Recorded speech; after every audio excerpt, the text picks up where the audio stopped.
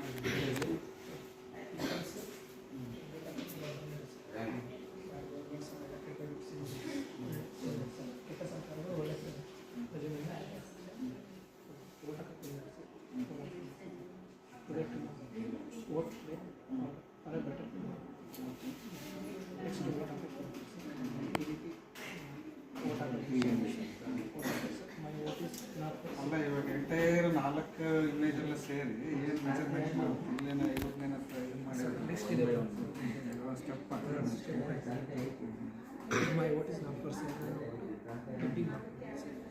ಒಳ್ಳೆ ಪೊಸಿಷನ್ನ ಆಯ್ಕೆ ಮಾಡಿದ್ವಿ.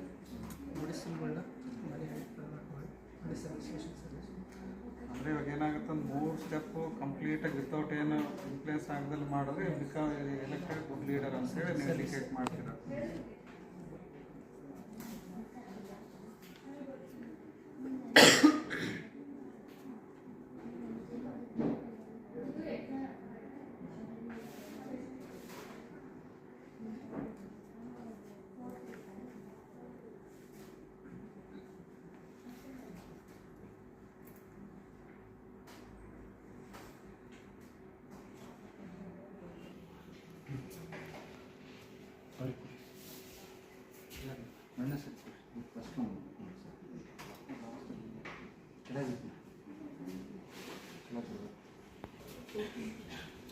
ಇದು ಏನಿದು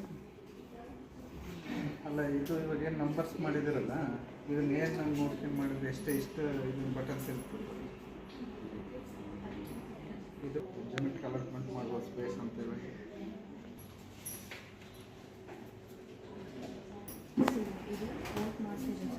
ಹಾಕ್ತಿದ್ದಾರೆ ಎಲ್ಲ ಕರೆಕ್ಟ್ ಮಾಡಿಕೊಂಡು ಅಲ್ಲಿಂದ ಇಲ್ಲಿ ಎಲ್ಲ ಕರೆಕ್ಷನ್ ಮಾಡಿಬಿಟ್ಟು ಇಲ್ಲಿಂದ ಬಂದು ಇಲ್ಲಿ ಓಟ್ ಹಾಕ್ತಾರೆ ಸರ್ ಅಲ್ಲಿಂದ ಓಟ್ ಇವಾಗ ಎಂಟೈರ್ ಇಮೇಜನ್ನು ಏನು ಪ್ರೆಸೆಂಟೇಷನ್ ಮಾಡ್ತೀವಿ ಅಂದರೆ ಇವಾಗ ಎಂಟೈರ್ 3 ಪಿಕ್ಚರೈಸ್ ಇದೆ. 3 ಪಿಕ್ಚರೈಸು ಒಂದು ದಿನಕ್ಕಾಗ ಅಂತಂದರೆ ಏನು ಇಂಡಿಕೇಶನ್ ಮಾಡಿ ಎಲೆಕ್ಷನ್ ಪ್ರೋಸೆಸ್ ಅದನ್ನು ಮಾಡ್ತಾ ಇದ್ದ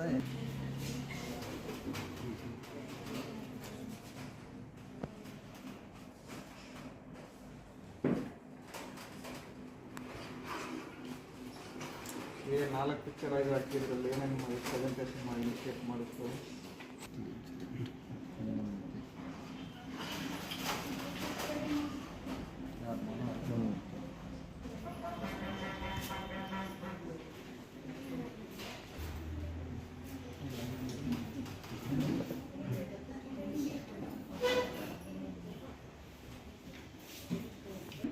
ಇವರು ಇವ್ರು ಸ್ವಂತ ಇವ್ರು ಜಗ್ಗಿ ಕ್ವಶನ್ ಕೇಳಿ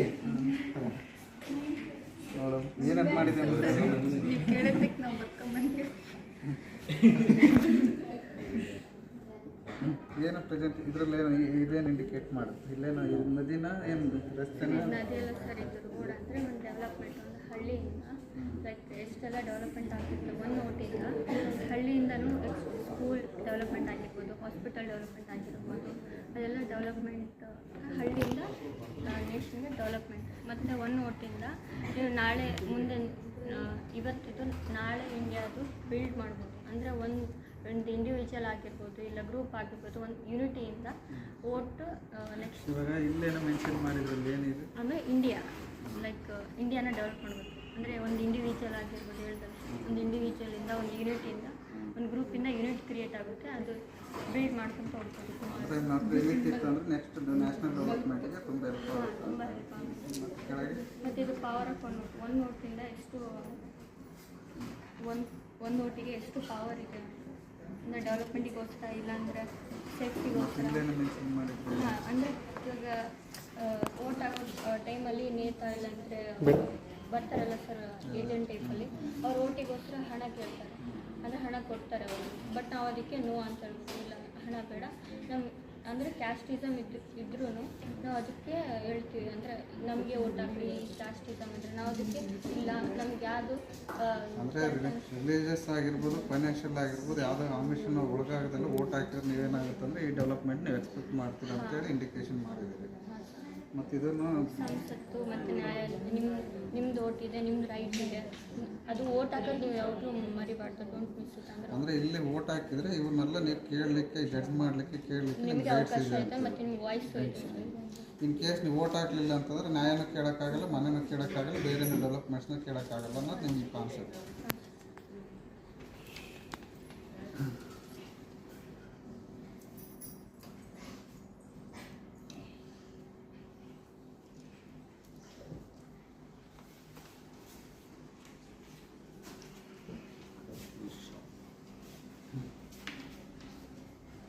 ಏನು ಮಾಡಿದ್ರೆ ಇದ್ರಾಗೆ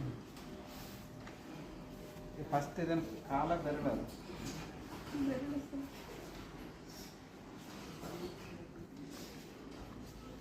ಇಲ್ಲೇನು ಇಂಡಿಕೇಶನ್ ಆಗ್ತದೆ ಹೊರಗಡೆ ಇದರಲ್ಲಿ ಏನೇನು ಮಾಡಿರೋದು ಇವಾಗೇನು ಸುಮ್ಮನೆ ಕಿಚ್ ಮಾಡಿರೋದ ಬೇರೆ ಏನಾದರೂ ಇಂಡಿಕೇಶನ್ ಮಾಡಿರೋದು ಈ ಥರ ಇಮೇಜಸ್ ಹಾಕಿರೋದು ಆದರೆ ನೆಕ್ಸ್ಟ್ ನೀವೇನಂತಂದ್ರೆ ನಿಮ್ಮ ರಿಸಲ್ಟ್ಸ್ ಏನಿದೆ ಅವಾಗ ಅಂದರೆ ನೆಕ್ಸ್ಟ್ ಇಯರ್ ಡೆವಲಪ್ ಇದನ್ನು ಮಾಡ್ತೀವಿ 5 years ಎಲ್ಲ ಆಗುತ್ತೆ. ಮತ್ತು ಇನ್ನೊಂದು ಏನಾಗುತ್ತೆ ಅಂದರೆ ಕೆಲವು ಟೈಮಲ್ಲಿ ನಮಗೆ ಡೆವಲಪ್ಮೆಂಟ್ ಏನು ಮಾಡಿದ್ರೆ ಅನ್ನೋದು ಏನು ಮಾಡಿದ್ರು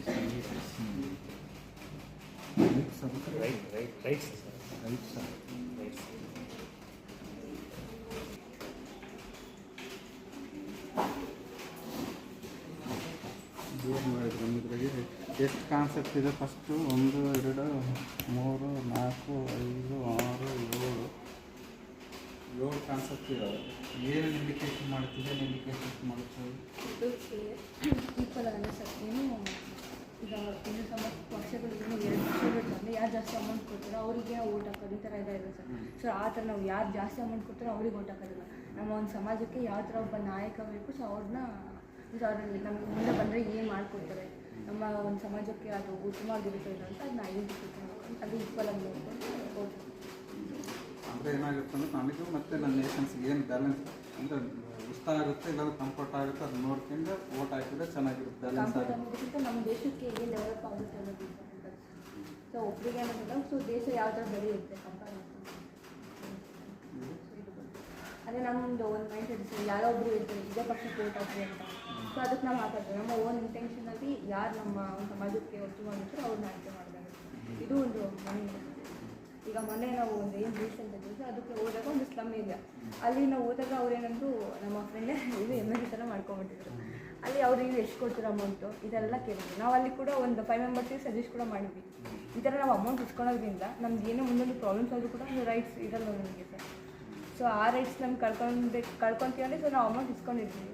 ಸೊ ಅಮೌಂಟ್ ಇಸ್ಕೊಂಡಿಲ್ದಂಗೆ ನಾವು ಅವ್ರ ಹತ್ರ ಹೋಗಿ ಕೇಳ್ಬೋದು ನಾವು ಇಲ್ಲ ನಾವೇ ಅಮೌಂಟ್ ಇಸ್ಕೊಂಡಿಲ್ಲ ನಮಗೆ ಬೇಕಾದಂಥ ಡೆವಲಪ್ಮೆಂಟ್ ಮಾಡ್ಕೊಡ್ತೀವಿ. ಅಂದರೆ ಏನಾಗುತ್ತೆ ಅಂದರೆ ₹1 ನಾವೇನು ಎಕ್ಸ್ಪೆಕ್ಟ್ ಮಾಡಿ ₹1000 ಇನ್ಕಮ್ ಬರೋದನ್ನ ಕಳ್ಕೊಳ್ಳೋ ಥರ ಆಗ್ಬಾರ್ದು ಅಂತ. ಸೊ ಅವರು ಏನಂದ್ರು ಅಂದರೆ ನಮಗೆ ದುಡ್ಡು ಕೊಟ್ಟರೆ ನಾವು ಚೆನ್ನಾಗಿ ಹಂಗೆ ನಾವು ಓಟ್ ಹಾಕ್ತೀವಿ ಅಂದರೆ ಬೇಡ ನಮಗೆ. ಕೆಲವರೆಲ್ಲ ಕೇಳಿದ್ರು ಈ ಥರ ಸ್ಯಾರೀಸು ಈ ಥರ ಏನು ಮಾಡ್ಕೊಳ್ತೀರಂತ. ನಾವು ಅದಕ್ಕೆ ಮತ್ತು ನೀವೇ MLA ಆದರೆ ಏನು ಮಾಡ್ತೀರಂತ ಅವ್ರು ಕೇಳಿದ್ರು. ನಾವೇನಾದರೂ MLA ಆದರೆ ನಾವು ದುಡ್ಡೆಲ್ಲ ಸರಿ ಏನೂ ಕೊಡೋದಿಲ್ಲ, ಏನು ಫೆಸಿಲಿಟಿ ಬೇಕೋ ಒಂದು ಡೆವಲಪ್ಮೆಂಟಿಗೆ ಏನು ಬೇಕೋ ಅದನ್ನಷ್ಟೇ ಪ್ರೊವೈಡ್ ಮಾಡ್ತೀವಿ ಅಂತ ನಾವು ಹೇಳಿದ್ರು. ಇದೇನು ಇಂಡಿಕೇಶನ್ ಮಾಡುತ್ತೆ ಇದಕ್ಕೆ ಕನೆಕ್ಟಿವಿಟಿ ಯಾಕೆ ಕೊಟ್ಟಿದ್ದೀರಿ? ಸೊ ಇಲ್ಲಾಂದರೆ ಒಂದು ಸಂವಿಧಾನದಲ್ಲಿ ಓಟ್ ಹಾಕೋದು ಇದ್ದೇ ಇರುತ್ತಲ್ಲ ಸರ್. ಏನು ಅಂದರೆ ಇವಾಗ ಏನಾಗಿದ್ದು ಇದಕ್ಕೆ ಏನು ಇಂಡಿಕೇಶನ್ಸ್ ಮಾಡಿದ್ರಿ? ಇದೇನೋ ಅಲ್ಲ ಜನರಲ್ಲಾಗಿ ಹಾಕಿರಿ ಬಟ್ ಏನಾದರೂ ಅದು ಬ್ಯಾಕ್ಗ್ರೌಂಡ್ ಏನಾದರೂ ಮೆಸೇಜ್ ಇದೆಯಾ ಅಂತ. ಈಗ ಸಂಸತ್ತಿದೆ ಮತ್ತು ಆ್ಯಂಡಸ್ ಇದೆ, ಅದ್ರ ನಡುವೆ ಇದು ನಮ್ಮದು ಒಂದು ರೈಟ್ಸ್ ಇರುತ್ತಲ್ಲ ಸರ್, ಇದು ಒಂದು ಸಿಂಬಲ್ ಆಗಿರುತ್ತೆ ಮತ್ತು ರೈಟ್ಸ್ ಇದು ನಮ್ಮದು ಏನು ಪ್ರತಿಯೊಬ್ಬ ಮಾನವನಿಗೂ ಕೂಡ ಇದೊಂದು ಹಕ್ಕಾಗುತ್ತೆ. ಇದನ್ನ ಯಾವತ್ತೂ ಕಳ್ಕೊಂಡ್ಬಾರ್ದು. ಅಂದರೆ ಇಲ್ಲೇನಾಗುತ್ತೆ ಈ ರೈಟ್ಸ್ ಏನಾದರೂ ನೀವು ಪ್ರೆಸೆಂಟೇಷನ್ಸ್ ಮಾಡಿದ್ರೆ ಇದು ತುಂಬ ಚೆನ್ನಾಗಿರುತ್ತೆ, ತುಂಬ ಸ್ಟ್ರಾಂಗ್ ಆಗಿರುತ್ತೆ. ಯಾಕಂದ್ರೆ ನಾನು ಅದಕ್ಕೆ ಕೇಳಿದ ಇಂಡಿಕೇಶನ್ ಮಾಡಿದ್ದೀರ ಅಂತ ಹೇಳಿ ಇದನ್ನೇ ಕರೆಕ್ಟಾಗಿ ರೈಟ್ಸ್ ಚೂಸ್ ಮಾಡಿ ನಿಮ್ಮ ಅಕೌಂಟ್ ಚಲಾಯಿಸಿದ್ರೆ ಈ ಸಿಸ್ಟಮ್ ಕರೆಕ್ಟ್ ಅಂತೇಳಿ. ಅಲ್ಲ ನಿಮಗೆ ನಿಮ್ಮ ಇಂಟೆನ್ಷನ್ ಏನಿದೆ ಗೊತ್ತಿಲ್ಲ, ನಾನು ಹಂಗೆ ಅನಾಲಿಸಿಸ್ ಮಾಡಿದ್ದೆ.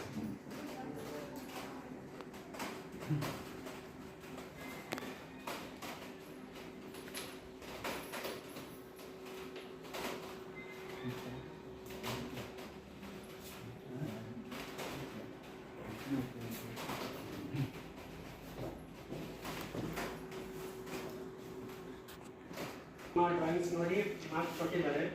ಸೊ ನಿಮ್ಮ ಒಂದು ಮಾರ್ಕ್ಸಿನ ಆಧಾರದ ಮೇಲೆ ಫಸ್ಟ್, ಸೆಕೆಂಡ್ ಮತ್ತು ಥರ್ಡ್ ಪ್ರೈಸ್ ಡಿಸೈಡ್ ಮಾಡಾಗುತ್ತೆ. ಅದರಲ್ಲಿ ಫಸ್ಟ್ ಆ್ಯಂಡ್ ಸೆಕೆಂಡ್ ಪ್ರೈಸ್ಗೆ ತಾಲೂಕು ಲೆವೆಲ್ ಡ್ರಾಯಿಂಗ್ ಕಾಂಪಿಟೇಷನ್ಗೆ ಹೋಗುವಂಥ ಚಾನ್ಸ್ ಇದೆ. ಓಕೆನಾ? ಲಿಸ್ಟ್ ಇವತ್ತು ಸಾಯಂಕಾಲ ಹಾಕ್ತೀವಿ. ಯಾರು ಫಸ್ಟ್ ಆ್ಯಂಡ್ ಸೆಕೆಂಡ್ ಪ್ರೈಸ್ ಬರ್ತಾರೋ ಅವರು ತಾಲೂಕು ಲೆವೆಲ್ ಅಂದರೆ ಗೌರ್ಮೆಂಟ್ ಕಾಲೇಜಲ್ಲಿ ಹೋಗಿ 15ಗೆ ನೆಕ್ಸ್ಟ್ ನಾಡಿದ್ದು. ಮತ್ತು ಇನ್ನೊಂದು ಯಾರು ಡ್ರಾಯಿಂಗ್ ಮಾಡಿದ್ದೀರ ಡ್ರಾಯಿಂಗ್ ಕೆಳಗಡೆ ನಿಮ್ಮ ಹೆಸರು ಬ್ಯಾಕ್ ಸೈಡ್ ಬೇಡ, ನಿಮ್ಮ ಹೆಸರು ಮತ್ತು ಅದು ಕರೆಕ್ಟಾಗಿ ಫೋಟೋ ತೆಗೆದು HD ಕ್ವಾಲಿಟಿ ಫೋಟೋಸ್ನ ಸರಿಗೆ ಕಳಿಸಿ. ಅಟ್ಲೀಸ್ಟ್ ನಿಮ್ಮದು ನೇಮ್ಸ್ ಆದರೂ ರೆಕಾರ್ಡ್ ಆಗುತ್ತೆ ಯಾರು ಬರ್ದಿರೋದು ಅಂತ. ಕೆಳಗಡೆನೇ ಬರೀ ಬ್ಯಾಕ್ ಸೈಡ್ ಬೇಡ, ಅದೇ ಫೋಟೋದಲ್ಲಿರಲಿ. ಅದೇ ಫೋಟೋನ ಕ್ಲೀನಾಗಿ ಫೋಟೋ ತೆಗೆದು ಅವ್ರಿಗೆ ಕಳಿಸಿ ಸರ್, ಆ ಫೋಟೋಸ್ ನನಗೆ ಕಳಿಸಿ ಸರ್.